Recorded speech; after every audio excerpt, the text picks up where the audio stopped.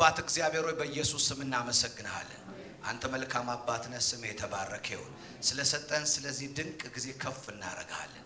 ከማለዳ ጀምሮ ጌታ ሆይ በጸሎት በትምህርት እንደገናም ደግሞ በአምልኮ ባርከ አሁን ደግሞ በቃልህ ልትባርከን ደግሞ ስለደረስክ እናመሰግናለን።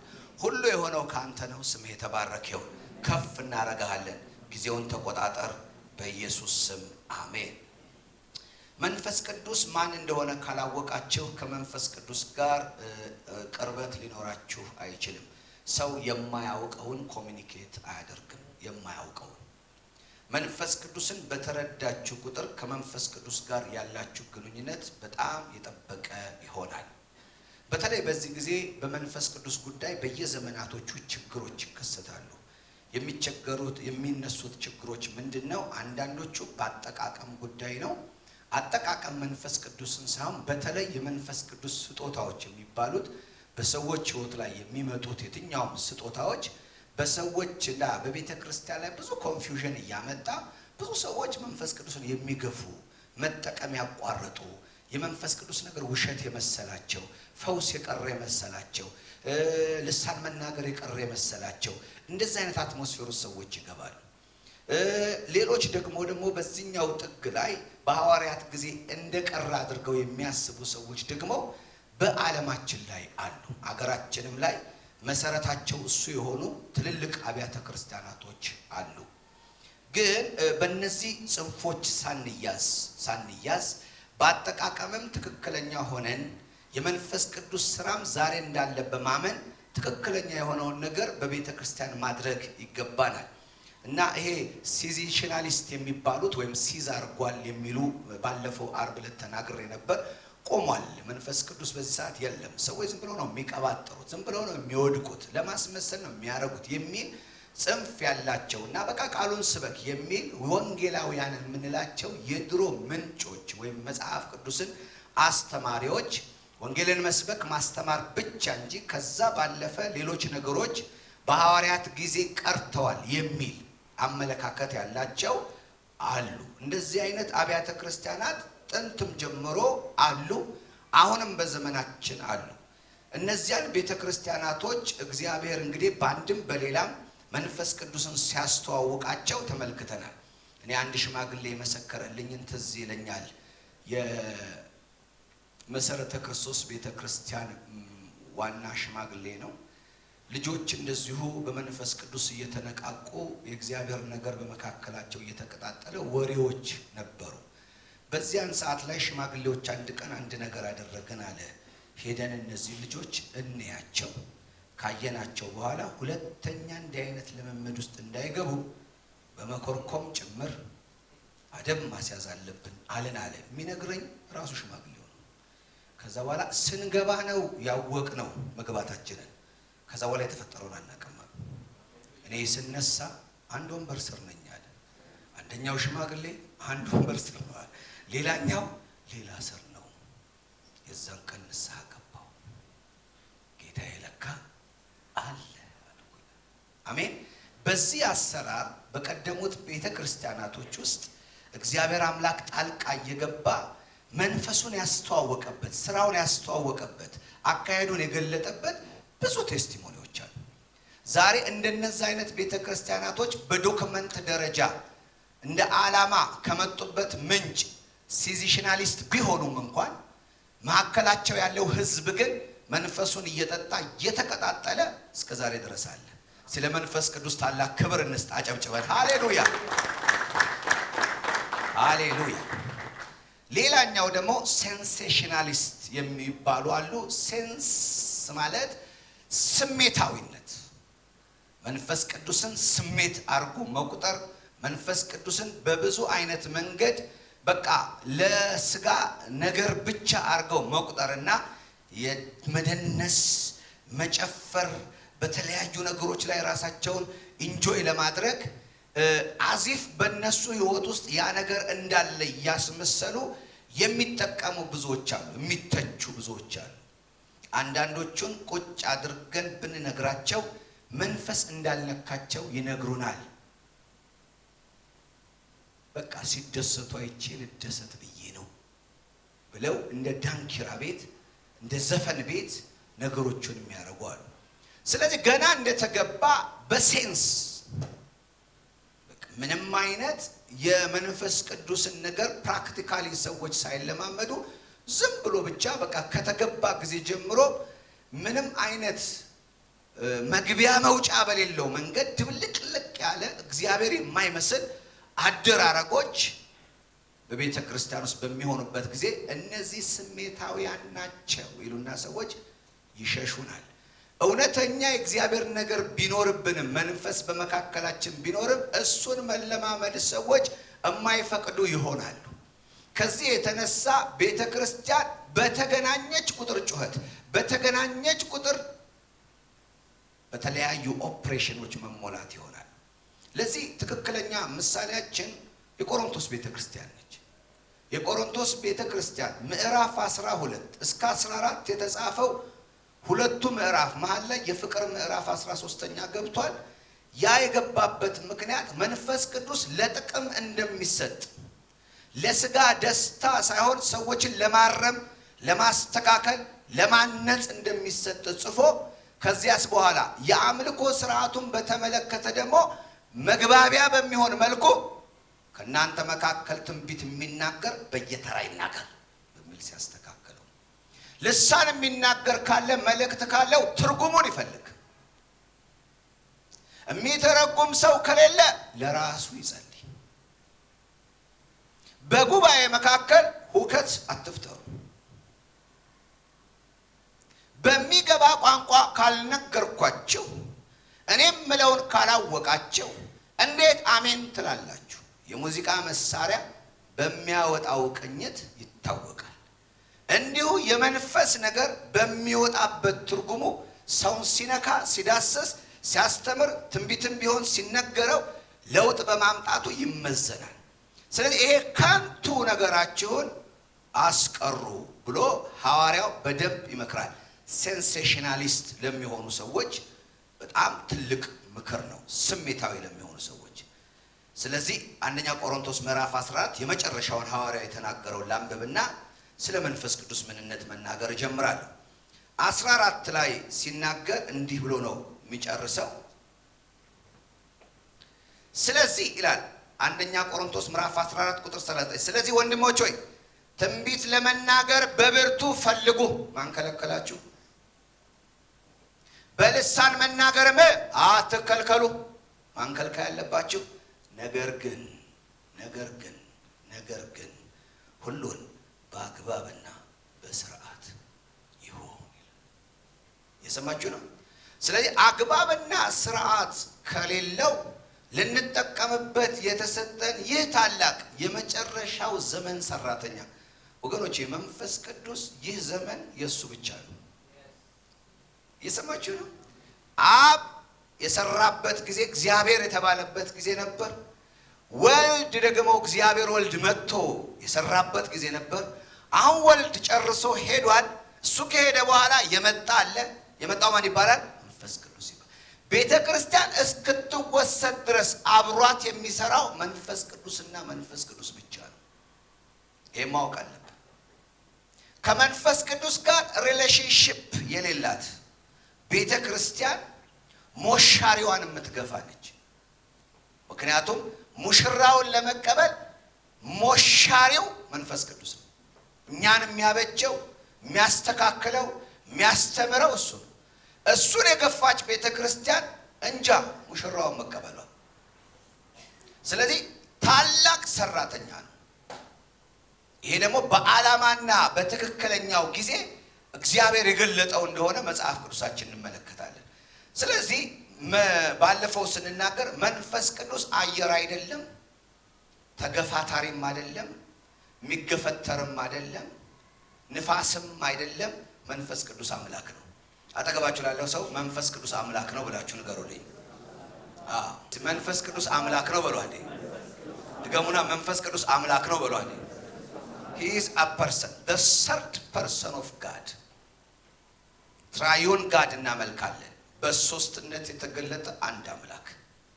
በሶስትነት የተገለጠ አንድ አምላክን ስናመልክ ይሄ አንድ አምላክ ውስጥ ያለ ሶስተኛው የሥላሴ አካል መንፈስ ቅዱስ ይባላል። መልአክ አይደለም፣ ንፋስ አይደለም፣ ኃይል አይደለም፣ አየርም አይደለም፣ ምንም አይደለም። ራሱ እግዚአብሔር ነው። እስቲ መንፈስ ቅዱስ እግዚአብሔር ነው በሉ አንዴ።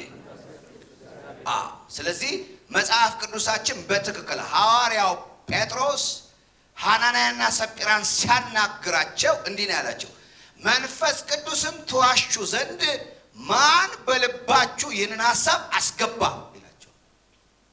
ሐዋርያ ሥራ ከጅምሩ እስከ ጨርሱ ድረስ እስከ መጨረሻው ድረስ ስናጠና እዚህ ቦታ ላይ ሐሙስ ሐዋርያ ሥራ ትዝ ይላቸዋል። ሐዋርያ ሥራ የሐዋርያት ከመባሉ በላይ የመንፈስ ቅዱስ ሥራ መባል ይችላል ብለናል።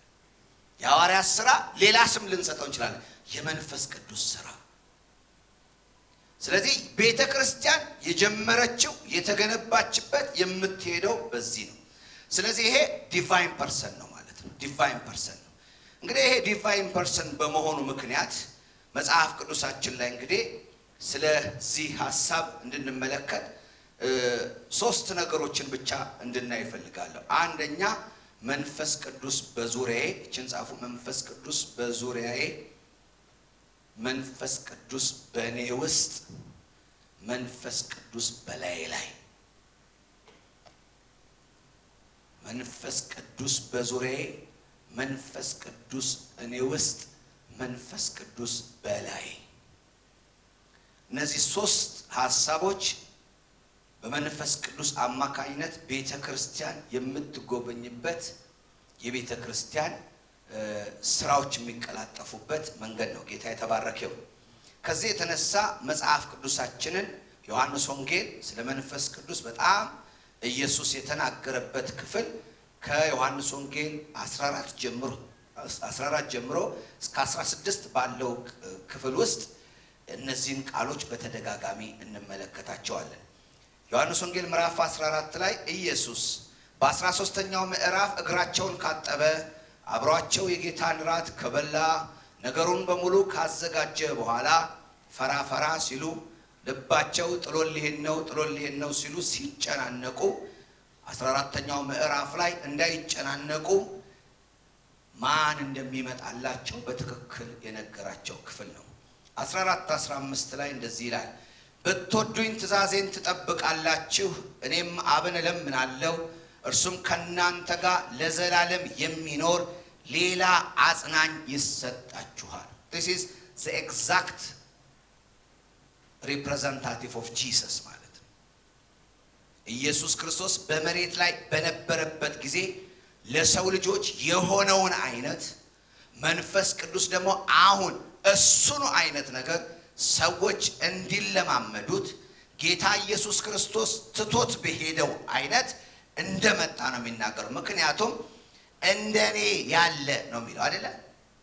እርሱም ከእናንተ ጋር ለዘላለም የሚኖር ሌላ አጽናኝ ይሰጣችኋል። ዝቅ ብሎ የሚናገረው እሱ ነው። እርሱ የእውነት መንፈስ ነው። ዓለም ስለማያየውና ስለማያውቀው ሊቀበለው አይችልም። እናንተ ግን አብሯችሁ ስለሚኖር በውስጣችሁ ስለሚሆን ታውቁታላችሁ።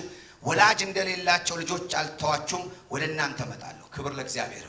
ስለዚህ መተው የሚባለው ነገር የሌለበት፣ በመሄዱ እንዳያዝኑ እንደሱ ያለ። ይሄኛውን ሌላ የሚለው ቃል የግሪኩ አሎስ የሚል ትርጉም አለው። አሎስና ሄትሮስ ሁለቱም ሌላ የሚል ትርጉም ያላቸው የግሪክ ቃል ናቸው። ሄትሮስ ማለት ፍጹም የተለየ ሌላ አይነት ማለት ውሻና ሰው እንደማለት ነው። አሎስ ግን ወንድና ሴት ሰው ማለት ነው። ሰው ወንድ፣ ሰው ሴት። የአንድ ሰው ሁለት አይነት፣ ሴት ወንድ። በአይነቱም ባደራረጉም ሰው የሆነ አሁን ሴት የሆነችውን ሁሉ በሰውነት ወንድ የሆነው ሁሉ ሆኖታል።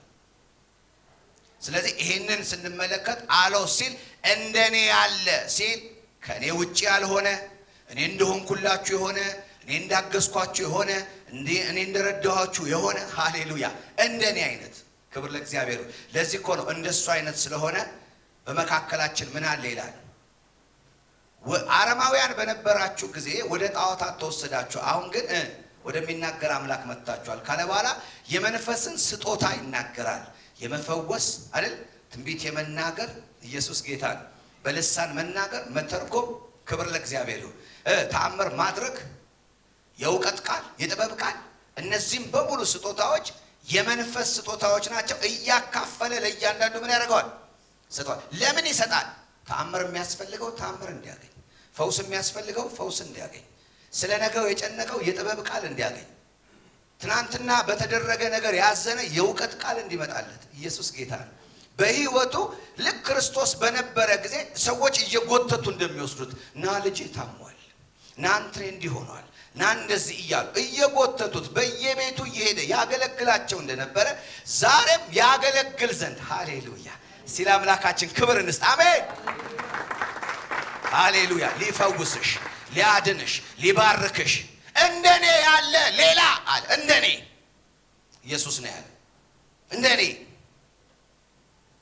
ጌታ ቢሆን ኖሮ ዛሬ አይባልም። መንፈስ ቅዱስ አለ። እስቲ መንፈስ ቅዱስ አለ በሉ አይደል? ስለዚህ ምን አለ? እንደኔ ያለ ሌላ ይሰጣችኋል።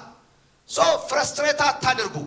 እኔን እንዳጣችሁ አርጋችሁ፣ በእኔ እንደተጽናናችሁ፣ በእኔ እንደበረታችሁ፣ እኔ እንደፈወስኳችሁ፣ እኔ እንዳዳንኳችሁ በእኔ ዙሪያ የሆነው ነገር እንደቆመ አትቁጠሩ።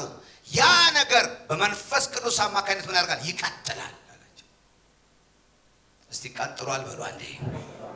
ስለዚህ መንፈስ ቅዱስን የሚገፉ ሰዎች ኢየሱስ በመንፈስ ቅዱስ አማካኝነት የጀመረውን ነገር ለመስራት የመጣውን መንፈስ መግፋት ወይም አለመጠቀም ክርስቶስ ለሕዝብ ሁሉ ያደረገውን ነገር እንዳለመጠቀም።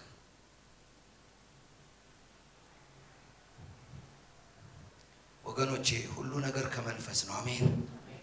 ስለዚህ ወዳጃችን ነው፣ አባታችን ነው፣ እንደ ኢየሱስ አይነት ነው፣ ለኛ ነው የተላከው። ይህን ማወቅ በደንብ አለብን። ከዚህ የተነሳ ስለ ሶስቱ ነገሮች ስንሄድ በምን በኩል ሆኖ ነው እኛን ያገዘበት? አንደኛ ቀደም ያልኳችሁ ዊዝናስ የሚለው የእንግሊዘኛ ቃል በዙሪያችን፣ ቀደም ቁጥር 1 ምን አልኳችሁ? መንፈስ ቅዱስ በዙሪያዬ የሚለውን ብያችኋለሁ። ለዚህ የምንመለከተው የዮሐንስ ወንጌል ምዕራፍ 16 ቁጥር 7 ነው። እንግዲህ ወደ ላከኝ እሄዳለሁ አለ። ከቁጥር 5 ጀምሮ ነው። ከእናንተ የምትሄደው የት ነው ብሎ የሚጠይቀኝ የለም። ይህን በመናገር ልባችሁ በሐዘን ተሞልቷል። ነገር ግን እውነት እላችኋለሁ መሄዴ ይበጃችኋል። መሄዴ ምን ያደርጋችኋል? ለማይበጅ ነገር አይደለም። መሄዴ ምን ያደርጋችሁ? ይበጃችኋል፣ ይጠቅማል። መበጀት ማለት ይበጃል ማለት you will be benefit፣ ትጠቀማላችሁ። እኔ ካልሄድኩ ግን አጽናኝ ወደ እናንተ አይመጣም። ስራውን ጨርሼ ደሙን አቅርቤ ንጹህ እናንተን አርጌ በአፊት ለእናንተ የሚቀርበውን አቅርቤ እናንተን ቅዱስ ቤተ መቅደስ እንድትሆኑ ካደረኩኝ በኋላ ቅዱሱ መጥቶ እንዲኖርባችሁ ስራውን ሰርቼ መምጣት አለብኝ። ስለዚህ መሄድ አለብኝ። እኔ ሲሄድ አጽናኙ ይመጣል። እኔ ካልሄድኩ ግን የሚሆን ነገር የለም። ስለዚህ ብሄድ ይሻላል። እንዳልሄድ የምትፈልጉትን ፍላጎት አቋርጡ። ለሚበጅ ለሚጠቅም ነገር ነው የሚሄደው። ከዛስ በኋላ ከሄድኩ ግን እርሱን ወደ እናንተ እልካለሁ። እርሱን ወደማ በሚመጣበትም ጊዜ ይልና ዓለምን ስለ ኃጢአት፣ ስለ ጽድቅ፣ ስለ ፍርድ ይወቅሳል። ስለ ኃጢአት ቢባል ሰዎች በእኔ ስለማያምኑ፣ ስለ ጽድቅ ወደ አብ ስለሚሄድ ከእንግዲህ ስለማታዩኝ፣ ስለ ፍርድ የዚህ ዓለም ገዢ ስለተፈረደበት። ክብር ለእግዚአብሔር ይሁን። ይሄኛው የሚናገረው ቃል አላማኝ ለሆኑ ሰዎች እኛም አላማኝ በሆንበት ጊዜ የነበረውን ነገር እዚህ የዳንን ሰዎች አለን። እግዚአብሔር ይባረክ።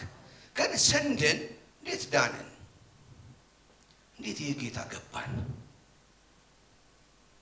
ወደዚህ ጌታ ለመምጣት እግዚአብሔር በእኛ ህይወት የሰራው ስራ የለም ወይ? የሰማችሁ ነው የምለው። መንፈስ ቅዱስ በዚህ ዓለም ላይ ስልከው አለ አንድ ነገር ያደርጋል። ዓለምን ይወቅታል። ዓለም የዳነች ማለት አይደለም። ዓለም ምንድን ነው? ያልዳነ ነው። ስለዚህ የሚወቀሰው ስለምንድን ነው? ስለ ኃጢአት። ኃጢአቱስ ምንድን ነው? በእኔ ስላለማመን። ወንጌልን እንሰብካለን አይደል? ወንጌል ስንሰብክ በመንሰብከው ቃል አማካኝነት ሰዎች ቢቃወሙንም እንኳን ቤታቸው ሲገቡ ግን የሚቦረቡራቸው ነገር አለ። የሰማችሁ ነው። የምንናገረው የእግዚአብሔር ቃል በሰዎች ሕይወት ውስጥ ከኛ ዞር ካሉ በኋላ በእነሱ ዙሪያ ላይ ይሰራል። ስለዚህ መንፈስ ቅዱስ ለአማኞች ብቻ ሳይሆን እግዚአብሔር ወደ ራሱ ለሚጠራቸው ሰዎች ዓለም ላይ እያሉ ለመዳናቸው ምክንያት ሆኖ በዙሪያቸው ምን ያደርጋል? ይሰራል። እዚህ ያላችሁ ሰዎች መንፈስ ቅዱስ በዙሪያችሁ ሳይሰራ የዳናችሁ ሰዎች የላችሁ። በወንድሞቻችን ወንጌል ሲመጣ ወደኛ በተለያየ ነገር ስለ ጽድቅ ስንወቀስ፣ ኢየሱስን ስላለማመን ስንወቀስ፣ ሲኦል ስለመግባት ስለመፈረድ ስንወቀስ፣ ከዲያብሎስ ጋር አንድ ስለመሆን ስንወቀስ፣ ያ ወቀሳ ያ የእግዚአብሔር ንግግር ወደኛ ህይወት ላይ የሚመጣው እኛን ወደ ክርስቶስ የሚያቀርበን ነበረ። እኔ የሚገርማችሁ በዳንኩበት ጊዜ በጣም ትዝ የሚለኝ I was like an atheist። ምክንያቱም እግዚአብሔር ሲጠራ ካልሆነ ዝም ብሎ መጥራት ካልሆነ በስተቀር ምንም ሪሌሽኑም የለኝም። ሃይማኖተኛም ብዙ ሆኜ አላውቅም። ግን የሚገርማችሁ ነገር ስለ አብርሃም ስሰማ ዝም ብዬ ስለ አብርሃም ስሰማ አብርሃም ይናፍቀኛል። ምንም አይመለከተኝም። ድንገት ጓደኞቼ ወስደውኝ እዛ እስጢፋኖስ አብዮት አደባባይ ነው ሰፈሬና እስጢፋኖስ ቅርባችን ነውና የማታ ትምህርት ምናምን ይሄዳል አይደል? ወክ ያረግን እዛ ስንሄድ ሰምቶ ሰው ሲመለስ እኔ ሰው ልጅ አልመጣም። መቼ ነው አብርሃም ነው ሆኖ አይነት ነገር ይሰማኛል። ከየት እንደሚመጣ አላውቅም። ከዛ አውል ክራይ አለቅሳለሁ። ቤት መጥቼ ኦርቶዶክስ ቤት እንጂ ምን ተሰበከ ብትሉኝ አይደለም ስም እዛ እንግዲህ ታውቃላችሁ አይደል? ኦርቶዶክስ ላይ ብለው ስም እየተጠራ ነው የሚሰበከው። አብርሃም ይባላል፣ ሙሴ ይባላል፣ ኤልያስ ይባላል አይደል? እሱ አይደል የሚነገረው? ኤልያስ የተባለ ቀን ኤልያስ ይናፍቀኛል። የሰማችሁ ዙሪያ ማን ነበር የሚሰራው? መንፈስ ቅዱስ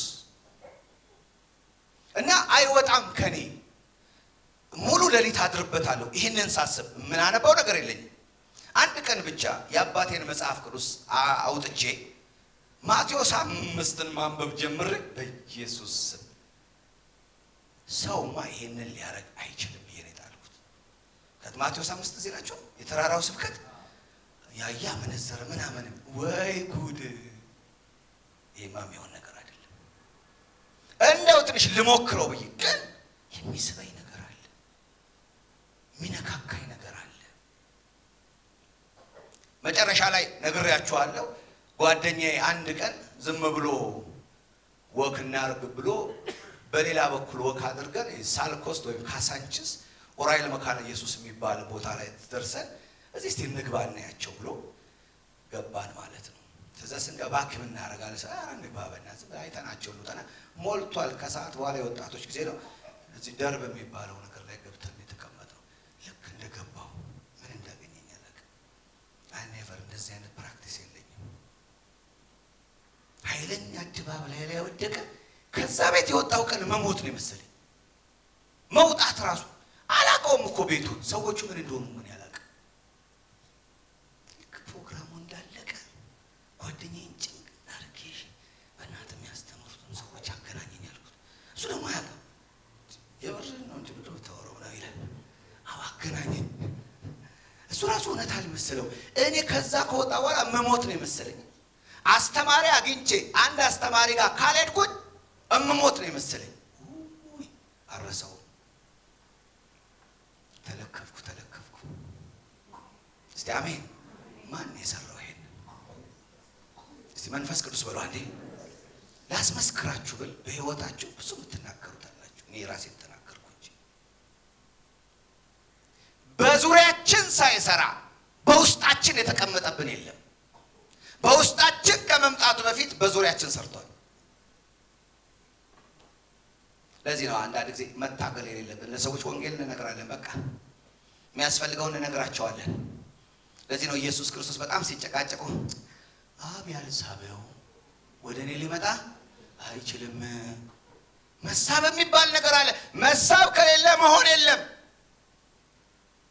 ለማስረዳት ሞክራለሁ ከአብ ነኝ ብዬ፣ ለማስረዳት ሞክራለሁ አዳኝ ነኝ ብዬ፣ ለማስረዳት ሞክራለሁ የመጣሁበትን። ከተረዳችሁ ተረዳችሁ። ወደ እኔ የምትመጡት ሲስባችሁ ነው። ካልሳባችሁ እኔ የምናገረው ነገር አይጠቅማችሁም። ምንም ማድረግ አልችልም። አጠገባችሁ ላለው ሰው ተስበህ ነው እዚህ ያለኸው በሏቸው። ለዚህ ነው ኃጢአተኞች ሳለን ይላል። ምኖች ሳለን? ኃጢአተኞች ሳለን ይለው።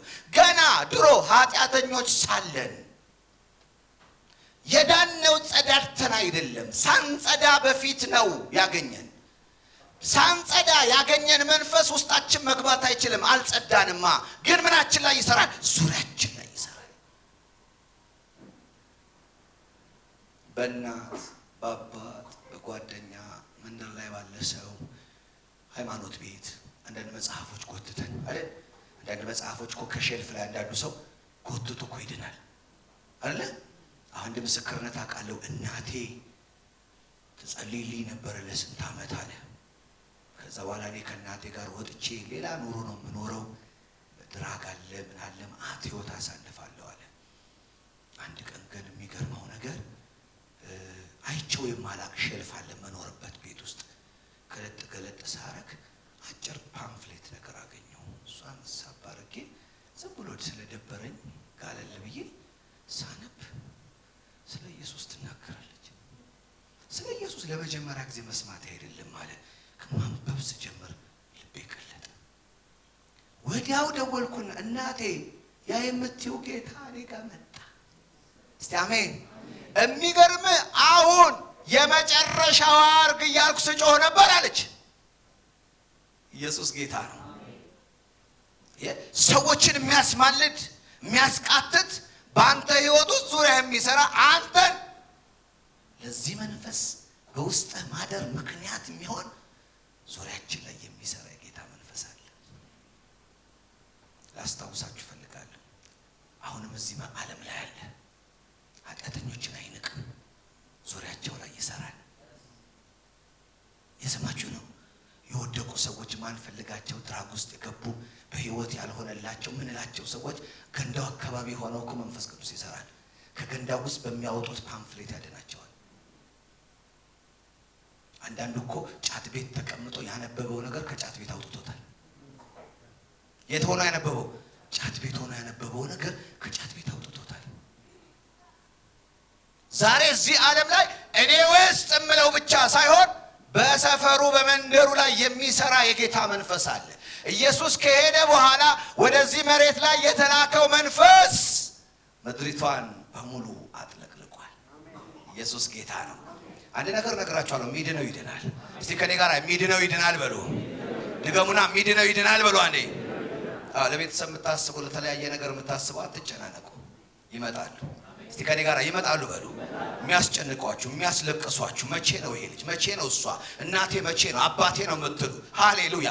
እግዚአብሔር ያቆማቸዋል። እግዚአብሔር ያመጣቸዋል። መንፈስ ቅዱስ ለዚህ ነው ያለው። መንገዳቸውን ያቀናል፣ ወደ ስፍራ ያመጣቸዋል። እግዚአብሔር በእነሱ ዙሪያ ይሰራል። አንተስ ማን ነበርክ? በአንተ ዙሪያ ተሰርቶ ነው ዛሬ እዚህ የቆምከው። በእያንዳንዱ ነገር ሲናገርህ ነው እዚህ ያቆመህ። ስለዚህ ዓለምን ስለ ጽድቅ፣ ስለ ፍርድ፣ እንደገናም ደግሞ ስለ ኃጢአት ሊወቀስ አለ። ይወቅሳል ሰዎቹ። ሰው ኃጢአት ሰርቶ ዝም የሚል አይምሰልህ። እንደው ኮምፕሊትሊ ይሄ ዓለም ተወርሷል። የሰይጣን ነው አትበል። ጌታ መጣው ይሄንን ዓለም ጌታ መጣው። ጊዜው እስኪደርስ ድረስ ስልጣን ተሰጥቶታል። ግን እግዚአብሔር አይተውም። እስቲ አሜን። ይወቅሳል። ዛሬ የትኛውም ቦታ ገብተው ሰዎች ተመልከት፣ የማያለቅስ ኃጢአት ቤት ተቀምጦ ሲወጣ የማያለቅስ ሰው የለም። ይሄ ደፋር ነኝ እንደዚህ ምናምን የሚለው ሰው ያለቅሳል። አንድ ልጨምርላችሁ። አንድ በጣም እዚህ ቃሊቲ ጋር የነበረ ታዋቂ ጠንቋይ ነው። ታዋቂ ጠንቋይ ከ5000 በላይ ካሬ ሜትር ስፍራ ላይ ጎጆ ቤቶች ተሰርቶ ከ2000 በላይ ሼካዎች ጫት እየቃሙ የሚዋልበት ቤት ነው። ሀብታሞች ተሰልፈው የሚጠነቆሉበት ቤት ነው። ይገርማችሁ እዚያ ስፍራ ላይ ማይመጣ ሰው የለም። እኔ አካውንታንት ነበርኩ እዚህ አዲስ አበባ አለ። እናቴ ላይ ያለው መንፈስ እፈልገዋለሁ ብሎ እምቢ ብዬ በቁስል ተመትቼ ቆዳዬ በሙሉ ተለውጦ ነበር። ከዛ ተለማምነው ቤተሰቦች እባክህ ይህንን ነገር ተቀበል ብለው ትምህርቴንም እርግፍ አድርጌ ከቢሮ ወጥቼ ነው እዛ የገባሁት አለ። ከዛ ድሬድ ነው ጸጉሩ እዚህ ይደርሳል። ከዛ በኋላ እዛ ስፍራ ላይ ይጠነቆላል። ብዙ ሰዎች ይመጣሉ። ከብቱ ማአት ነው ግቢው ውስጥ ወተት ይታለባል። በየቀኑ ሰንጋ ይታረዳል። እሱ ግን ስጋ መቅመስ አይችልም፣ ወተት መጠጣት አይችልም። እንዲህ ያለ ነው። ስጋ ቦታ የደረሰ ይመስላል። ስጋ ቦታ የደረሰ ነው እንደኔ ስጋ ቦታ የደረሰ ማለት ስጋ ቦታ የደረሰ ያስታውቃል ያለ ነው። አይበላም ከመጋረጃ። የሚገርማችሁ ግን ሁሉ ጊዜ ግን አለ 4 ሰዓት ሲሆን ትኩስ ጀበና ብድግ አድርጌ መሀል አናቴ ላይ አስቀምጣለሁ። አይወድቅም አለ። ከዛ መንፈሱ ይመጣል አለ። በቃ እለዋለሁ አለ። አላውቀውም ራሴ ሲያልቅ ነው ተፈርዶ ምን ብሎ ሲያልቅ ምነቃው። ግን ሁሌ ምሬት አለኝ አለ። ምን እንደሆነ አላውቅም። መረራል። ግን አንድ ቀን አለ 4 ሰዓት ሲደርስ ልክ ቡናውን አፍልተው ያንን ትኩስ ወደ እኔ ጋር ሲያመጡ ተቀብዬ ቷ አርጌ ግቢውን ጥዬ ወጣሁ። የት ብሄድ ጥሩ ነው? ፊት ለፊት ያለ ሙሉ ወንጌል ውስጥ ጥልቅ። እሺ ጸሎት ይጠቅማል በለው አንዴ። አንዳንዴ ተሰብስበን እንጸልይ ምናምን ሲባል ለአንዳንዱ ሰው ሹፈት ነው፣ የሚሰራ ስራ አይመስልም። ገባው አለ። ያቁኛል አለ። ይጸልል ለነሱ ይጸልያሉ፣ እሱ ይጸልይለት አያውቅም። ግን ያቁታል። ግን ይሄ ሰፈር ጠንቋይ ነው እዛ እጄ እንዳላሰካብሽ ምናምን እየተባለ ማስፈራሪያ ነው አይደለ? ሰፈር ስትጣል ይሄ ነግሬሻለሁ ምናምን እየተባለ በሱ ብዙ ሰው ነክሷል። በቃ ጥሎ እዛ ግቢ ገባ። ከዛ በኋላ አይዞ ብለን ጸልይልህ አጋንንት ወጣ። ሼካው በሙሉ ወጣና ምንድነው የተፈጠረው? የት ነው የገባው አለ። እዚህ ገብቷል ተባለ። ማን እዛ ግቢ ይግባ? እስቲ አሜን። እስቲ የሰዓት ቀጠራ አለ በሉ አንዴ። አረ ድገሙና የሰዓት ቀጠራ አለ በሉ አንዴ። የሰዓት ቀጠራ አለ። ጀዝባም ብትሆን እግዚአብሔር ካንተ ጋር ነው። እስቲ አሜን። ብትፈዝም ባንተ ላይ የተጠራው ስም ባንተ ላይ ይሰራል። እስቲ አሜን። እስቲ ይሰራብኛል በሉ አንዴ። ይሰራብሃል። ገፍትሮ ነው የሚጥልህ። አልፈልገውም ይልሃል። አሜን። አጠገባቸው ላለው ሰው አትፈለግም በሏቸው። አትፈለግም ለይቶልሃል በሏቸው። አሜን። ከዛ በኋላ አጋንንቱ ወጣ። ልክ ጌታን ተቀብዬ ስወጣ ራሴን ሳቅ በቃ ባዶ ነኝ አለ። ግን የሚገርማችሁ ነገር የሰይጣን ውሸት አይደለ ሀብቱ። ከብቶቹ እንዳለ እየተነዱ ከግቢ ወጥተው ወደ ናዝሬት መሃል አስፋልቱን ይዘው ፒው ሰላቢ ያመጣው ነው። ሰላቢ ነው ያመጣው። አንዳንዱ ግቢ ውስጥ ፈነዳል። በነጋታው ቀበሌ አንኳኳና ይሄ ቦታ የሰው ነው አለ። መጥቶ ማያቅ ቀበሌ እንቁላል ፋብሪካ 2 ክፍል ቤት ተከራይቶ ከ20 በላይ ሚስቶች አሉት። የመጨረሻዋን ይዞ አይደል ከ100 በላይ ልጆች አሉት። አጠገቡ ያሉትን 4 ይዞ ኑሮ ጀመረ። አሁን አገልጋይ ነው። እስቲ አሜን። በጠንቋይ ዙሪያ ይሰራል መንፈስ ቅዱስ ብላችሁ ታምናላችሁ? እስቲ ይሰራል በሉ አንዴ። ማን ነው ይሄንን ሰው ጀበናውን ጥሎ እንዲሮጥ የሚያረጋው? ፈርቶ እኮ ነው ስራውን ትቶ እኮ ጥንቆላ ላይ የገባው። መንፈስ ቅዱስ የቸርች ብቻ የመሰላችሁ ኃይሉ ጥቂት የመሰላችሁ አረ ሲያናጋ ነው የሚያድረው። እስቲ ሲያናጋ ያድራል በሉ ከኔ ጋር። ሲያናጋ ነው የሚያድረው። የዚህ ዓለም ስራ በሙሉ ያጠናቅቅ መንፈስ ቅዱስ ዛሬም ስፍራው ላይ አለ። እስቲ ለአምላካችን ክብር እንሰጠዋለን። ሃሌሉያ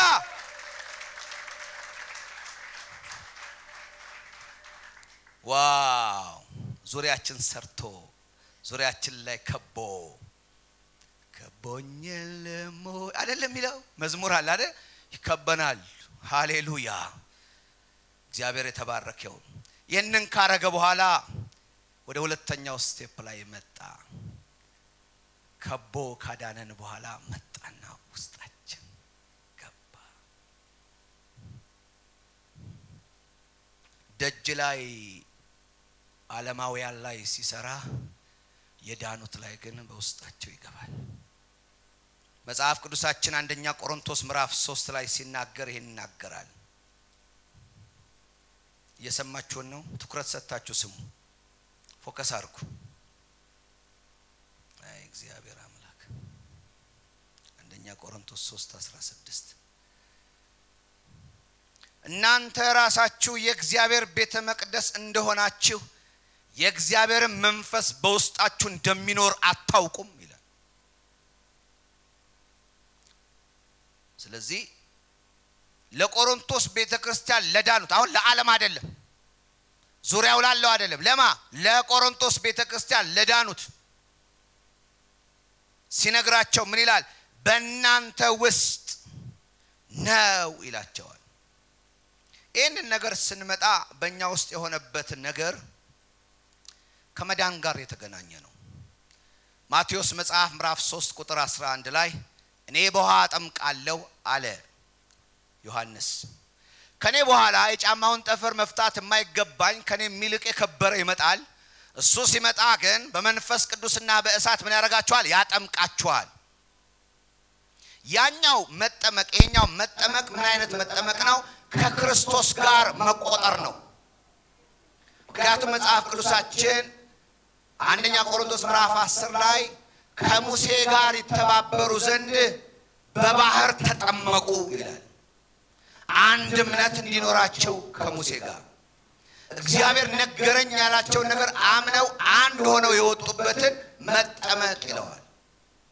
ያ መጠመቅ የውሃ መጠመቅ ሳይሆን ወደ ክርስቶስ መጨመር ማለት ነው። አንድ ሰው በውስጡ መንፈስ ቅዱስ የሚሆነው ኢየሱስ ክርስቶስን እንደ ግል አዳኙ ሲቀበል ነው።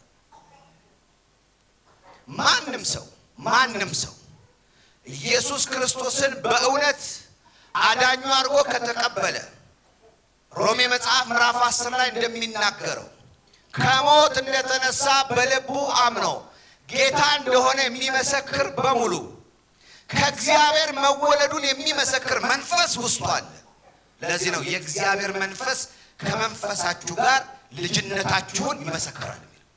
ስለዚህ ልጅነታችንን የሚመሰክር መወለዳችንን የሚመሰክር በእኛ ውስጥ የሚኖር በደህንነት ወደ ክርስቶስ የምንጠመቅበት ይሄ የመንፈስ ቅዱስ በእኛ ውስጥ መሆን ነው። መጽሐፍ ቅዱሳችን ላይ በአንደኛ ቆሮንቶስ ምዕራፍ 12 ላይ ያለውን ቃል አነብላችኋለሁ። ከሰዓት አንፃር ፈጠን ብዬ ነው የሚሄደው። 12:13 ላይ አይሁድም ወይም የግሪክ ሰዎች ብንሆን ባሪያ ወይም ነፃ ሰዎች ብንሆን እኛ ሁላችን አንድ አካል እንድንሆን በአንድ መንፈስ ተጠምቀናል። ስንት እንድንሆን? አንድ። ከግሪክ፣ ከአይሁድ፣ ከባሪያ፣ ከጨዋ፣ ከስኮቴክስ ከየትኛውም ዘር አንድ አካል እንድንሆን በመንፈስ ተጠምቀናል። ይሄ ነው መዳን። አንድ የዳነ ሰው የክርስቶስ አካል ብልት ይሆናል። ራስ የሆነው ክርስቶስ ስር ይገባል። በጅማት መያያዝ አብሮ እንደሚያድግ ያ የማደጊያ መንገድ ውስጥ ይገጠማል። ልጅ ይሆናል። ልጅ መሆኑን የሚመሰክር መንፈስ በውስጡ አለው። የእግዚአብሔር ቤተ መቅደስ ሆኗል። እነዚህ ነገሮች በሙሉ በዛ ሰው ህይወት ውስጥ ይኖራሉ። ስለዚህ በእኛ ውስጥ የምንለው ነገር አሁን አንዳንድ ሰው ጌታን ተቀብሎ መንፈስ ውስጡ እስኪሆን የሚጠብቀው ጊዜ የለውም። የሰማችሁ ነው? ሰው ከዳን አሁን ከመንፈስ መሞላት ጋር እናምታታለን። መንፈስ መሞላት ሶስተኛ ላይ ይመጣል። መንፈስ መሞላት የሚለው ጋር ከመሄዳችን በፊት እዚህ ጋር አንድ ሰው የእግዚአብሔር መንፈስ የሚቀበለው ውስጡ የሚኖረው መቼ ነው የሚለው ነው። ግልጽ ነው። እኛ ስለ መሞላት ስናወራ ሰው መንፈስ ለመጀመሪያ ጊዜ በሱ ውስጥ የመጣ ነው የሚመስል ነበር። መንፈስ ሰውን ለመጠጋት ያልዳንም ጊዜ ራሱ አብሮት ይሰራ ነበር። ሲድን ግን ደግሞ ባመነው በክርስቶስ ምክንያት እኔ እሄዳለሁ አለ። ኢየሱስ የሚሄደው ለምንድን ነው? ሊያቀርብ ምኑን? ስለኛ የተከፈለውን ደም አብ ጋር ሊያቀርብ ነው። ምን ሊል ነው? አጽድቄያቸዋለሁ፣ አንጽቻቸዋለሁ፣ የሚያስፈልገውን ዋጋ ምን አድርጋለሁ? ከፍያለሁ። አሁን ምኖች ናቸው? ንጹሖች ናቸው። ያንን ነገር እንደቀረበለት በደሙ የሚያምን ሰው ልክ ያንን በሚያምንበት ሰዓት ላይ የእግዚአብሔር መንፈስ እንደተነገረው በዚያ ሰው ውስጥ ይመጣል። ለዚህ ነው እንደዚህ ነው የሚለው አይደለ? ኢየሱስ ስለ መንፈስ ስለሚቀበሉት ሲናገር በዮሐንስ 7:37 ላይ የሚናገረው እሱን ነው። ምን አለ? በእኔ የሚያምን አለ ከሆዱ ውስጥ አይደለም የሚለው የሕይወት ውሃ ወንዞች ይፈልቃሉ። ከዛ በኋላ ይሄንንም ስለሚቀበሉት መንፈስ አለ። ስለዚህ ይፈልቃል የሚለው ከመፍለቁ በፊት ቦታውን ሲያሳየን ከምን ነው የሚለው? from his belly ወይም ከሆዱ ይላል። ከሰማይ አይልም። ከየት ይፈልቃል? ከዚህ እንዲፈልቅ የሚያደርገው መጀመሪያ እዚህ ውስጥ ሊያገኘው ይገባል። ወንዝ ማለት የሚወጣ ነው። ወንዝ ማለት የሚሄድ ነው። ወንዝ እናንተ አካባቢ አይቀመጥም። ወንዝ አገር የለውም። እየሰማችሁ ነው? ወንዝ መነሻ ይኖረዋል፣ መድረሻ ግን የለውም። እየዞረ ነው የሚሽከረከረው። ስለዚህ ይፈልቃል ሲል ከኛ ወጥቶ ስለሚሄድ ነው የሚናገረው። ለመፍለቅና ለመሄድ ግን ዋናው መገኘት መቻል አለበት። ስለዚህ መዳን ላይ ስንመጣ ሰው በሚያምንበት በዚያው ቅጽበት ላይ ምን ይሆናል? ይድናል። ጌታ የተባረከ ይሁን። ስለዚህ አማኝ የሆነ በአጠቃላይ የመንፈስ ቅዱስ መቀመጫ ነው። ሰማኝ ሰው አለ? ታጠገባችሁ ላለው ሰው ስለ ዳንክ ብሏቸዋል። የእግዚአብሔር መንፈስ በአንተ ውስጥ ነው ብሏቸው። ለዚህ ነው ለቆሮንቶስ ቤተክርስቲያን የሚነግራቸው እሱ ነው። ሶስተኛው ላይ ፈጥኜ ዝም ብዬ ልናገርበት ጊዜ ስለሌለ በላይ ላይ የሚል ሐሳብ ነው። መጽሐፍ ቅዱሳችን ይህን ስንመለከት ሐዋርያት ሥራ ምዕራፍ 1:8 ላይ ሐዋርያት ሥራ ምዕራፍ 1:8 ላይ የእግዚአብሔር መንፈስ በእናንተ ላይ በወረደ ጊዜ ይልና መንፈስ ቅዱስን ትቀበላላችሁ አይልም። ምን ነው የሚለው? ኃይልን ትቀበላላችሁ። this is an overflow ማለት ነው። የተቀበልነው መንፈስ በውስጣችን በእግዚአብሔር ቃል ውስጥ በተለያየ ጊዜ መሞላት መሞላት መሞላት እያለ ተጽፏል። አሁን ተመልከቱ። ሐዋርያው ጳውሎስን በተመለከተ በሐናንያ ነው እጅ ሲጭንበት መንፈስ የተቀበለው። ከዛ በኋላ ግን ሊሰብክ ምዕራፍ 13 ላይ የሆነ ከተማ ሲገባ መንፈስ ሞላበት ደግሞ ይላል። ሐዋርያት ሥራ ምዕራፍ 2 ላይ ተቀብለዋል። አጥተሰብታ ምዕራፍ 4 ላይ እንዳትሰብኩት ተብለው ወደ ቤት ከገቡ በኋላ መንፈስ ሞላባቸውና ወጡ ይለናል። ስለዚህ በተደጋጋሚ ስለመሞላት ይናገራል እግዚአብሔር ቃል። ይሄ የሚናገረው አንድ ጊዜ ስለመቀበል አይደለም። ኢየሱስን መቀበልና መንፈስ ቅዱስን መቀበል አንድ አይነት ናቸው። ምክንያቱም የክርስቶስ መንፈስን ነው የምንቀበለው። ግን ያ መንፈስ በእኛ ውስጥ በተለያዩ ኦፕሬሽን ውስጥ ኦቨርፍሎ እያደረገ በሌሎች ሰዎች ላይ ተጽዕኖ እንድናመጣ ያደርጋል። ስለዚህ በእኛ ላይ ነው ስንል አሁን ቅድም በዙሪያችን ሆኖ ወደ መዳን አመጣን። ስንድን ውስጣችን ተቀምጦ ለሌሎች እንድንተርፍ ደግሞ ይሞላል። ሰማኝ ሰው አለ? ስለዚህ ቸርች ላይ የምንጸልየው ስለ መፍለቅ ነው፣ ስለ መቀበል አይደለም። የዳነ ሰው መንፈስ ቅዱስን ከአየር አይደለም የሚቀበለው፣ ከውስጡ ፕራክቲስ ያደርጋል። መጽሐፍ ቅዱሳችሁን ስትመረምሩ ሁልጊዜ ይህንን ሐሳብ ታገኛላችሁ። ስለዚህ እዚህ አሁን ዓርብ ምሽት አለን ፕሮግራም የጀመርነው። ዓርብ ላይ የምናደርገው ነገር ምንድን ነው? በእግዚአብሔር ቃል የታጀበ ጸሎት ስናደርግ በውስጣቸው ሰዎች የተቀመጠውን ኃይል ምን ያደርጋሉ? ይገልጣሉ። ሚኒስትሪ የሚኖረው ለዛ ይኸውላችሁ፣ ልንድን ብቻ አይደለም የተጠራ ነው፣ ሰው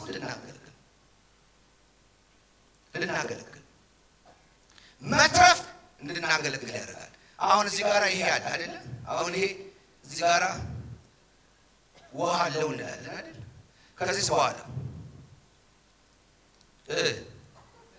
ከዚህ በኋላ እየፈሰሰ ይሄዳል። ከዚህ በኋላ አሁን ሌላ ውሃ አይደለም፣ ይሄ ውሃና ውስጥ ያለው ውሃ አይደለም። ግን አሁን ከዚህኛው ወጥቶ ምን እያደረገ ነው? እያጠለቀለቀ ነው።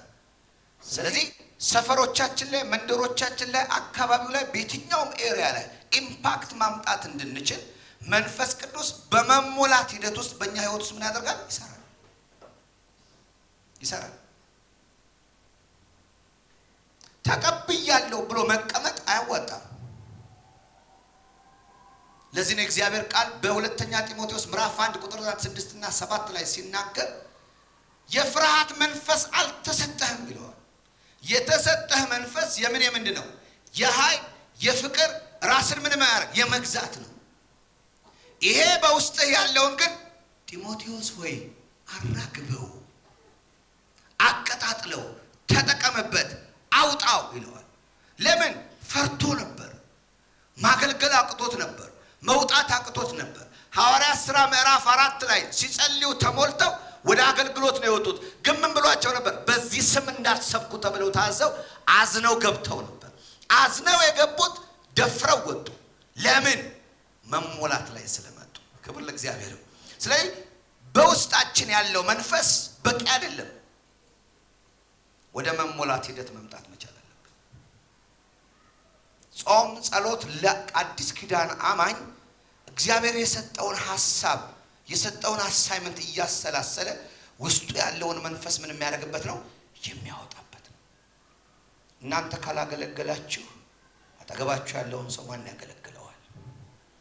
ይህ መንፈስ ቅዱስ እንዲፈስ ለሌላው እንዲጠቅም ሚኒስትሪ እንዲወጣ አገልግሎት እንዲወጣ we have to practice። ኢየሱስ ጌታ ነው። ለዚህ ነው መጠማት ብሎ የሚናገረው አዲስ እንዲመጣ አይደለም። የእግዚአብሔር ሥራ ባንተ እንዲሰራ መጠማት መፈለግ። ለዚህ ነው ምን ይላል? ትንቢት ለመናገር በብርቱ ፈልጉ። ማን ነው የሚያናገር? መንፈስ ካንተ ያልፍና ለሌሎች እንድትናገር በኃይል ያስነሳል።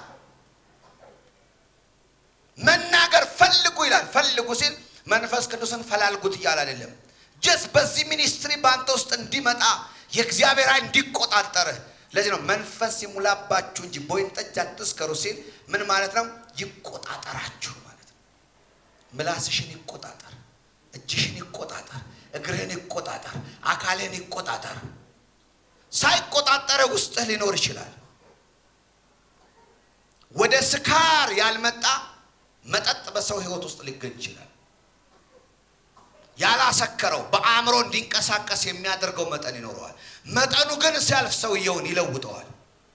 ከፍርሃታችሁ ከድንዛዜ አሳይመንታችንን ረስተን ጥሪያችንን ረስተን እግዚአብሔር በእኛ መስራት ያለብን ዘንግተን በዓለምና በተለያዩ ነገሮች ተይዘን ተቆልፈን ያለን ሰዎች በሙላት ውስጥ ወደ መስከር መምጣት አለብን። ወንጌል ለመመስከር መስከር አለብን። ሌሎችን ለማገልገል መስከር መቻል አለብን። አጠገባችሁ ያለውን ሰው በመንፈስ ተሰክር ዘንድ የእግዚአብሔር በጎ ፈቃድ ነው በሏቸው። አዎ እንዲህ ይላል። ችብዬ ተናግሬ ልጨርስ። አንደኛ ቆሮንቶስ ሐዋርያት ሥራ ምዕራፍ 14 ላይ ሰውየው አገረ ገዢው ሰርጊዮስ ጳውሎስ ወንጌል እየሰማ ነው። ማን ነው ወንጌል የሚናገረው? ሐዋርያው ጳውሎስ እየነገረው ሲመጣ አንድ ኤልማስ የሚባል እንደ ስሙ ተንኮለኛ ጠማማ የሆነ አገረ ገዢው እንዳያምን ቃሉን ያጣምም ነበር ይላል። ከዛ ወዲያው አንድ ቃል አለ፣ መንፈስ ሞልቶበት ይላል። አየ ካልሞላበት መናገር ሞላበትና አንተ ጠማማ የጽድቅ ሁሉ ጠላት በላይህ ላይ ጭጋግ ይመጣብሃል አለ። ወዲያው ምን ሆነ ይላል? ታወረ ይላል። አያሌ ቀን ከፊት ለፊታቸው የሄደች የምትናገር ሴት ነበረች። ምንነቷን አያውቁም ነበር። እየሄደች እያለ ግን አንድ ቀን ሐዋርያው ዞር አለ። አሜን። መንፈስ ሞላበትና ገሰጸው። የዘመናት ጭቅጭቅ ተቋረጠ። ዛሬ በጌታ በኢየሱስ ስም ይሄ ይሆንላችሁ። እጆቻችሁን ባላችሁበት እንድታነሱ ጠይቃችኋለሁ። ይህ የመንፈስ ሙላት በላያችሁ ላይ ይሁን። ሃሌሉያ። በቃ የምትይው ነገር ሰፈርሽ፣ መንደርሽ፣ አካባቢሽ ላይ ያለ የሚቀየረው በመንፈስ አማካኝነት ነው።